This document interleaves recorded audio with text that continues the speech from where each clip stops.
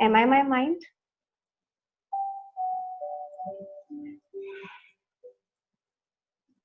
So am I my belief system, my emotions? So what happens gradually in the school of, upbringing that we went to, whether it was the actual school as an institution, our parenting, okay, and environment as a whole, they always identified us with our body identity, our role, and the mind that we had. She is very intelligent, right?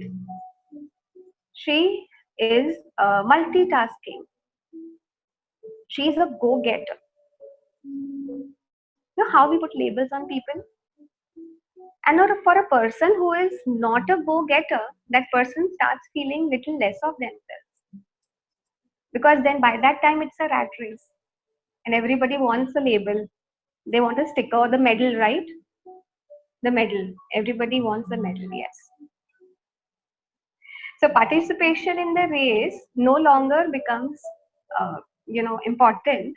It is whether you have won the medal or not. Consciously, unconsciously, everybody of us, all of us had the same upbringing, and we are giving it to our children also. You got 90%. Achha, what did your friend get? How much did your friend get? Right? So that had become comparison, mind, body. So my proficiency is judged by my body.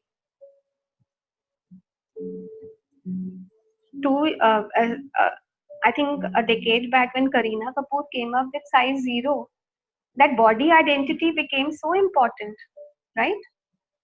And then all of a sudden, Rujita Divekar was born as a dietitian, and then that profession, I was in that race too. When I thought that I would be happy when I would have the fit body, or I would be happy with maybe when lot of other things I will achieve. But then when I actually went there, I realized that something was missing again. And I was again in the quest of searching something else. And what is that which I'm not getting? Right?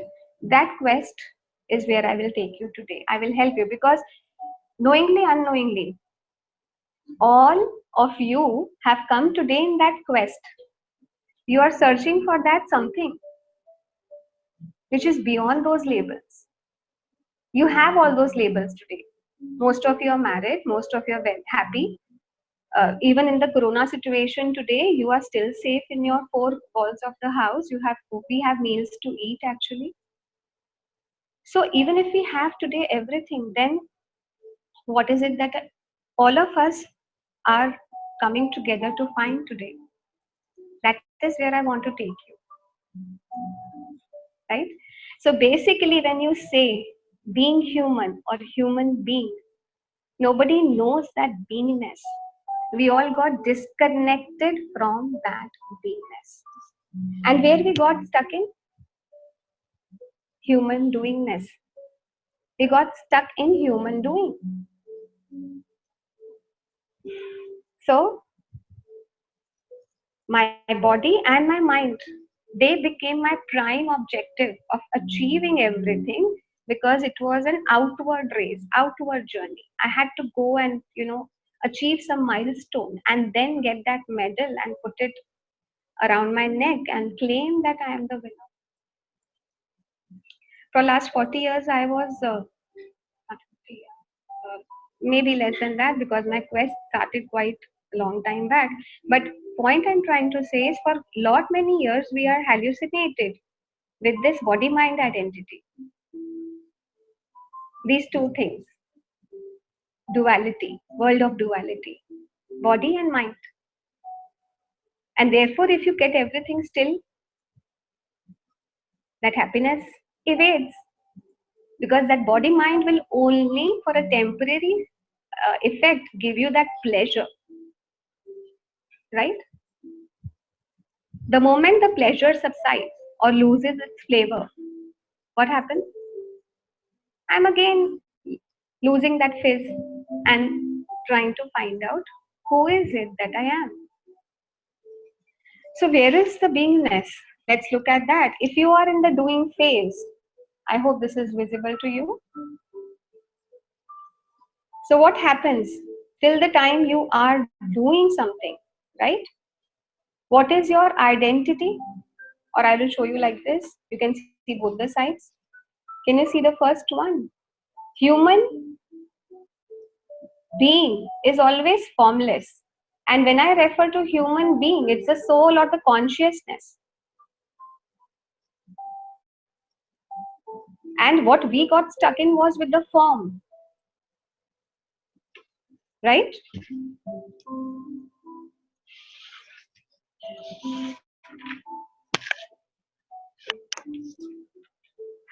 What is the second one? Okay, presence and personality. So what happens? As a human being, I am the all-pervading consciousness or the presence. Whereas in the body-mind identity, I am lost in the race of a personality. I want to be someone. I want to become someone. Right? Then the aspect of unified, right? Unified. Consciousness is always unified. We are all one. The body-mind identity says, no, we are divided.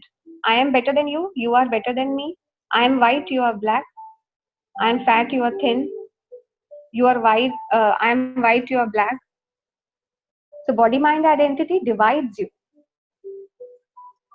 Correct? Stillness. In the soul consciousness of who am I as a human being, God talks to you in stillness. Even though God doesn't have a language, language is a barrier for human doing, for communicating. But God doesn't communicate through language. His blessings are always on us, the consciousness. The human being or the soul that you really are is the source. And where we get stuck up with is with the stream. Right? Okay. And the human beingness is the ocean. And we all come out of the ocean as waves for a temporary time frame. We appear and we disappear as we did in the last meditation of Guru Purnima. And we think we are the waves. No, we are the ocean. We are the calm, not the chaos. And we are the divinity, not the activity.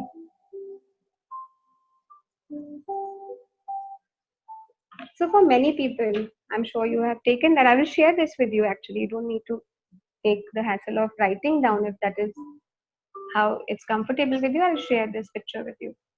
So what happens? Many people say, I'm not the body. I'm not the mind. What are you saying? It was the case with me. So who am I then? So I am that soul consciousness. So let's take the first identity. Before we go further, let's take the first identity of my identification as a body. Right?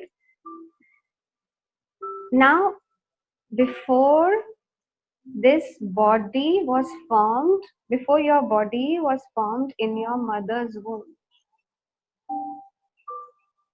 just go back to the source. For a moment, just visualize.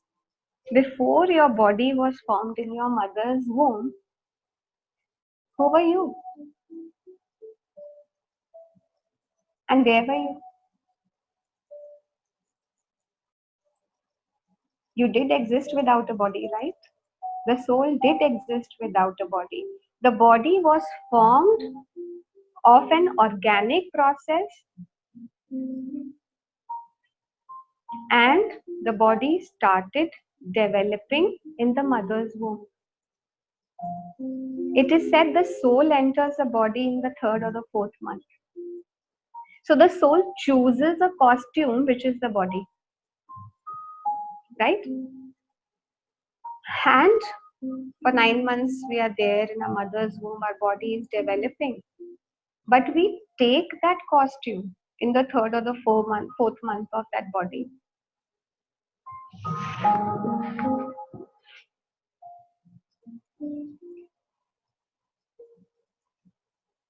So if body is something which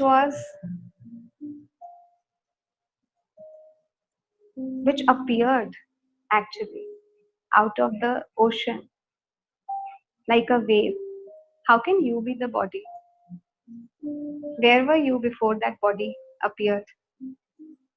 Because it is said, right, the body is made up of 5 elements and will merge back into that. What is it that will leave from the body and that the body will perish? So you are that soul consciousness. You are not something which is temporary. You are that permanence which was never born and will never die. Right? If you are permanent, what are you scared of? Why so much stress? So, my request is that we pray to the masters to have the intention to drop my body identity, which is temporary, because body is going to live by the law of impermanence, right? Day and night, they are living by that law of impermanence. Day appears and the night appears and they reappear, they disappear, but the sun remains constant.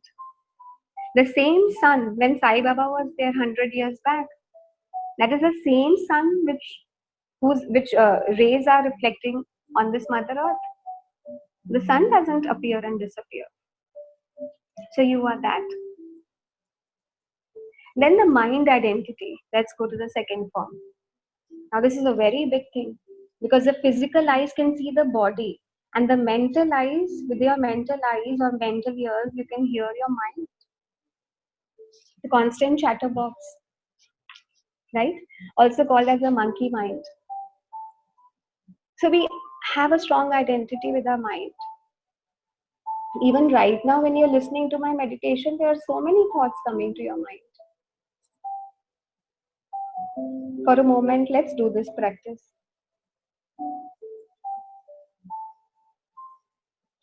Just visualize as if you're standing in a building, and that building is, you're standing in the window actually of in a room in the building, and you're standing in the window. And through window, you can see cars are coming, moving, going. Just observe that cars are coming, cars are going. Do you run behind the cars? Cars are appearing and disappearing in the scene from where you stand. Would you run behind the cars?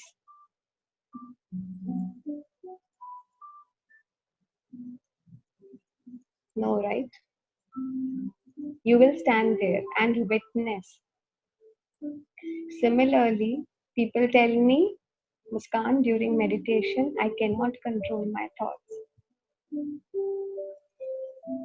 First thing is, you anyways cannot control the thoughts, because thoughts will organically or inorganically come to your mind. They're a function. That is how the mind works. You just have to witness that the thoughts are coming, but you are not going to jump and run behind every car, considering that that thought is a car. You just stand in your window and watch the scene. People are coming, people are going. Why will you latch on to people? So mind is having emotions. You're sitting here and you can be worried about, okay, when will be my son's exam now next? My daughter's online school is starting. How can I manage that? So much work to do. I have to take care of my parents also. So much incessant, unstoppable thinking can keep on happening. Do you want to latch on to every thought that comes and become that mind? So basically, today's teaching that I am sharing with you is the Vedanta teaching, which is called the Advaita Vedanta. Advaita Vedanta is the principle on which every religion is based. I will just show you. Advaita. Now, what does Advaita mean? Dvait means two, and Advait means not two. So, this two worlds of body and mind in which we live, actually, we are not that. We are just here as in a costume, actually, like how we go in a fancy dress, we send our children nowadays. We are just we have taken that costume, and that costume, after we take that costume, we are on the stage now, and we are playing our part, but we got attached to the costume. So go back to this Advaita Vedanta actually is the principle from which all the religions have emerged. Everybody says you are the source. You are not your body, you are not your mind. Right? So Advaita is the principle actually which teaches you in depth that I am without any labels is the real self. I am that permanence. I am that unified consciousness, the source. I am that ocean. I cannot be a wave. I am that stillness. Right? So I just take you through a beautiful 5-minute song right now. Okay? And you look at, check out the lyrics also. Read the lyrics actually. It is very much in relation to helping you discover who you really are. Okay? So we just dive into that song right now. Beautiful lyrics. Just focus on that. Thank you. 1 minute.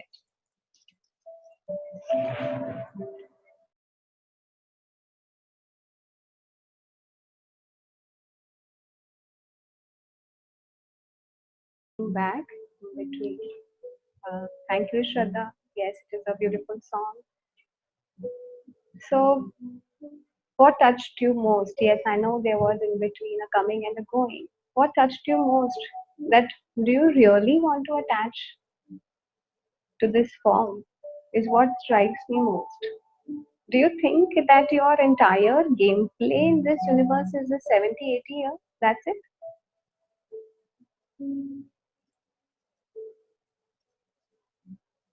Are we really that small?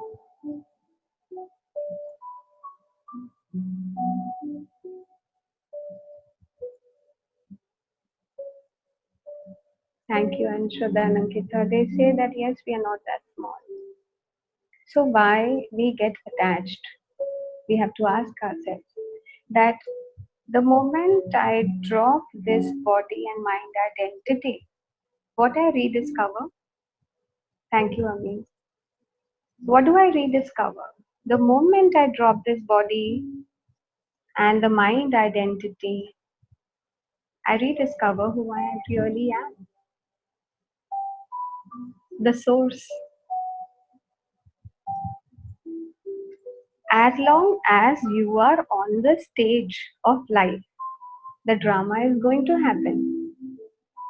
And in the drama, there will be a hero, there will be a villain, and there will be climax, and there will be chaos, there will be happy romantic songs, right? Everything will happen in the drama.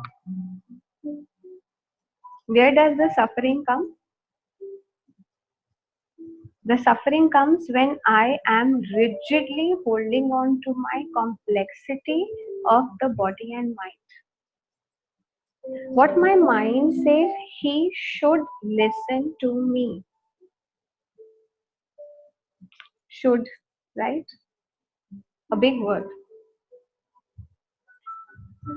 What happens? Things don't go as per the way we want. Director has written our lines, but we want that it should happen that way. So somebody asked Sri Ravi Shankar nowadays that he conducts very beautiful sessions nowadays. He's coming online, and there was an interview going on with a film personality. He said, "Guruji, do we have free will, or everything is destined?" So what did Sri Ravi Shankar say? That he asked that person, "What is your height?" That person said 5'10". So he said, "Okay, that is your destiny. You cannot do much about it now. So accept it." He said, "I am Sadhguru." Sri Ravi Shankar himself said, "I am 5'6". That is my destiny. I have accepted it. He said, "Then what about free will?" He said, "Free will is your weight. The weight that you carry in this given height, that much is your free will." So destiny and free will, they both go together. We are having an illusion that people are against me. It's not people, it's the design of life. Relationships don't work. Where is my in the side of impermanence, when I get attached to this a dual identity of a body and mind, there is a problem. People get attached to either they have problems of relationships, or personal issues, or finances, or health, career, home. Okay, but that is the design of life. You are on the stage. Where does the suffering start? When the person says, "This is not how I want it." So the problem is in the want. Life is just happening. How many times in a day we are breathing consciously? Breathing is just happening. Thoughts are just coming. And we want to control everything. What should I do so that I become successful? Was my aim 15 years back, 20 years back. But that was all my success in the outer world.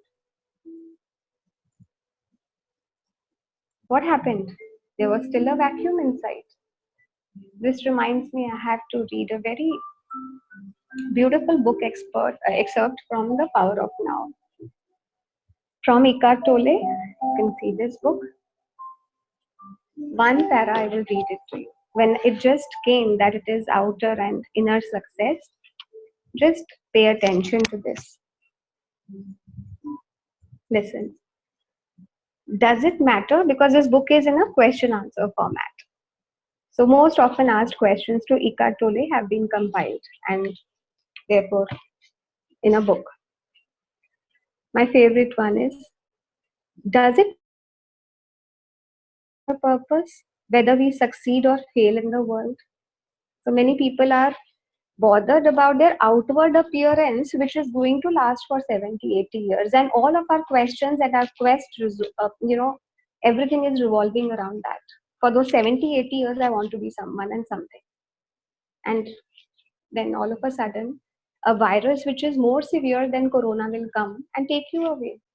Which is that virus? That is time. So corona has taken away some 3.5 lakh people, but time is going to anyways take you away when your time is due, right? Okay, come back to the book. Yeah, so does it matter whether we achieve our outer purpose, whether we succeed or fail in the world? And Eckhart Tolle answers, it will matter to you as long as you haven't realized your inner purpose. After that, the outer purpose is just a game that you may continue to play simply because you enjoy it. It is also possible to fail completely in your outer purpose and at the same time totally succeed in your inner purpose. Or the other way around, which is actually more common, outer riches and inner poverty. Or to gain the world and lose your soul, as Jesus puts it.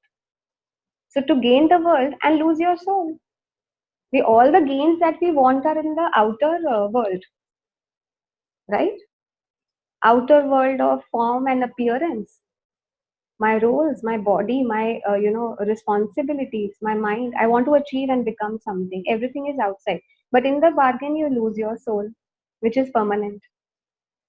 Ultimately, of course, every outer purpose is doomed to fail sooner or later, simply because it is subject to law of impermanence of all things.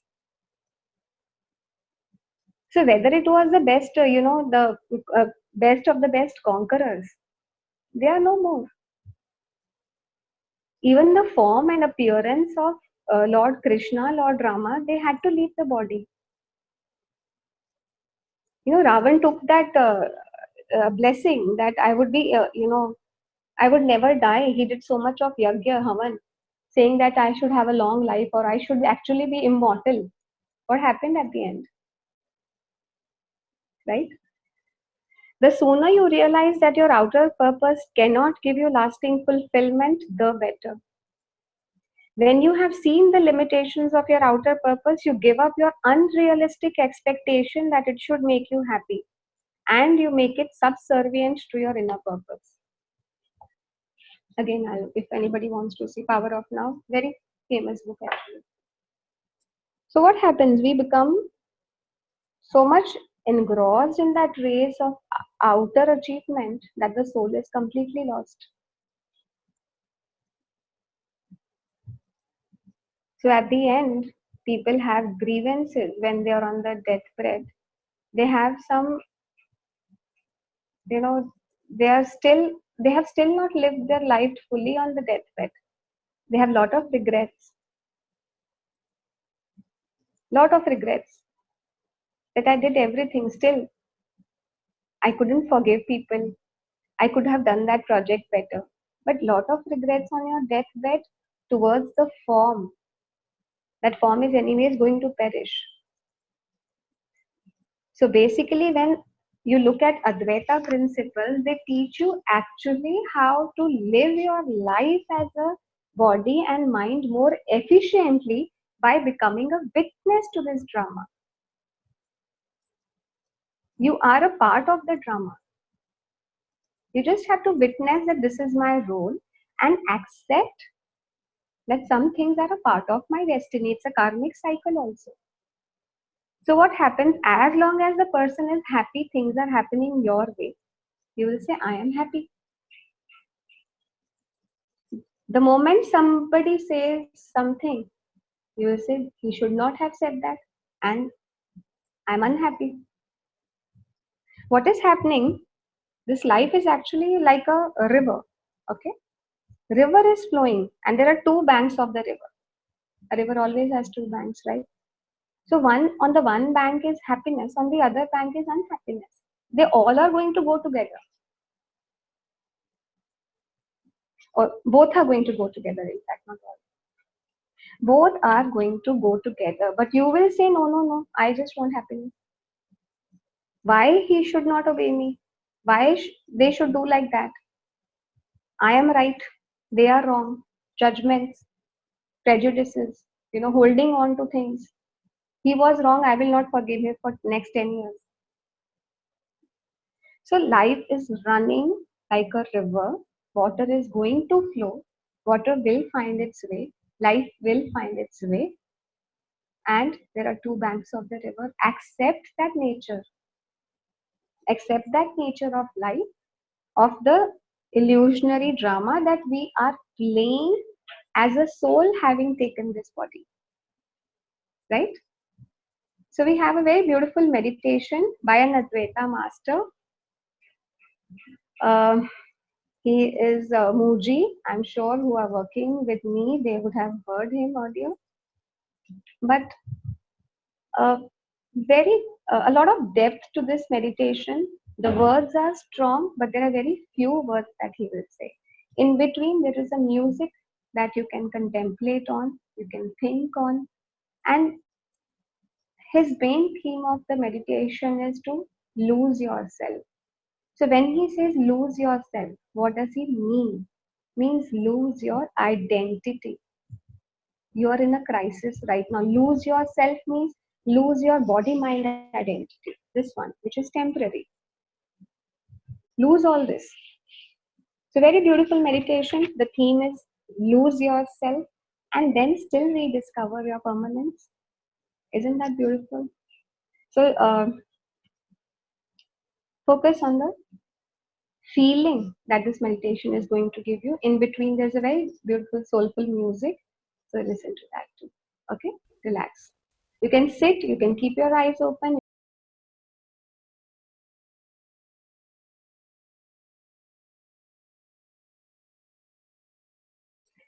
Do you realize that it's a very peaceful thing? It's always, I'm in a different state altogether.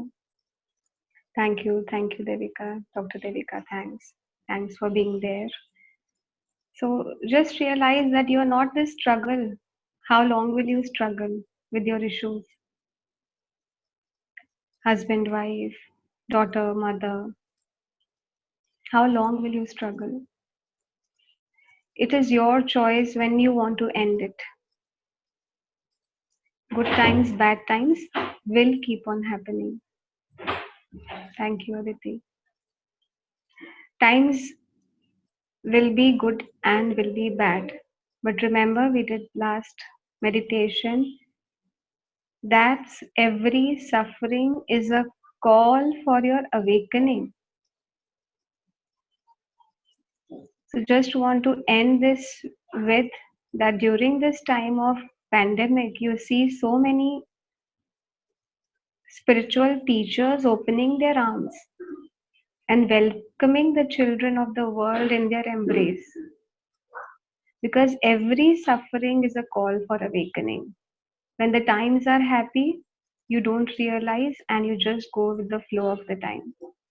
But it is when you suffer, when things don't go as per your wish, that is when you have to awaken. That is your gift actually.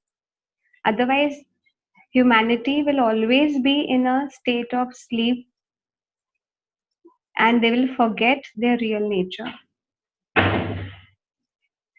But you have to stay connected to your real nature. That is why this awakening calls will keep coming. So, my quest of life also has been through lots of ups and downs. And finally, I realized that all the pleasures and pain, ultimately, in whatever form they come, they both are temporary. When there is pleasure, I feel I am home. When there is pain, I say, why me? And the cycle was endless. Both the cycles had their season since childhood.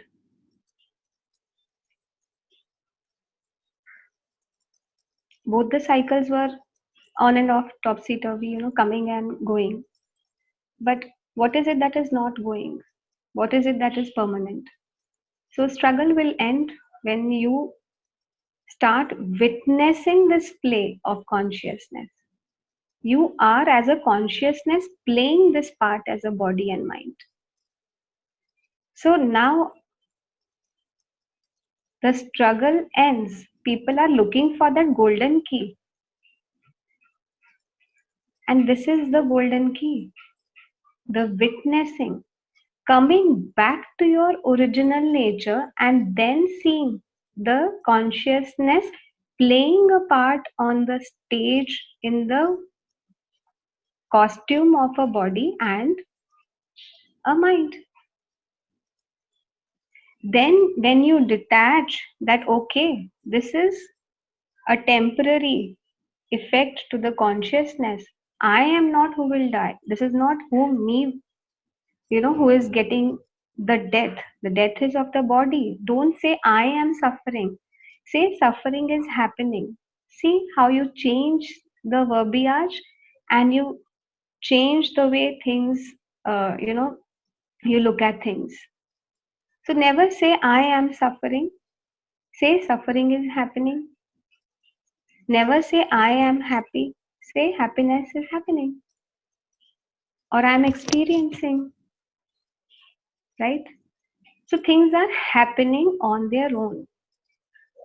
You and me have very little control. Only that weight part that we discussed. Destiny is given. Accept, acceptance is the bigger key. So next Sunday when we meet, we will choose a very beautiful topic of acceptance actually. The whole suffering happens when I am in the space of non-acceptance. And then there is a whole struggle. Why me? Why he said that? Why people don't understand what am I trying to say? Why they don't listen to me? I'm telling for their good. Acceptance. Thank you, Sandhya. Acceptance of every person who you see as a mind and body, accepting that person as a consciousness. For example, right now, if we have few people on this screen right now who are sharing this screen, can we just delete their body and mind conditioning for 5 minutes? Which we will do next time actually. I'm just explaining. We don't want to get into that right now. But if you just delete the body and mind conditioning and labels from everybody, what remains is that consciousness. Your problem is that why that body mind is disturbing me, because you are identified as a body mind and you see other person also as a body and mind, and you will get into the struggle of action and reaction. You have to break that cycle. Yes, Aditi, I, me, and mine are very dangerous perceptions. And they, I, and they, all others. So there is always, what do I visually say, that there is a court of law always. I'm always standing in the court of law and fighting my case against others. Okay. So, anyways, the topic is very deep. We will touch that next Sunday with a meditation and the talk, which will be the topic will be acceptance. So we have already exceeded our time, and thank you so much for your patience and presence. I don't want to extend it further now. I value your time, your trust, your faith, and just let's thank the masters. Ankita, okay. Thank you, Ankita, for your nice virtual hug. Thank you, thank you. Thanks, everybody. Thanks for being there, and thank all the masters. Thank you, Sai Baba. Thanks. Thank you. We'll come back next Sunday. Thanks.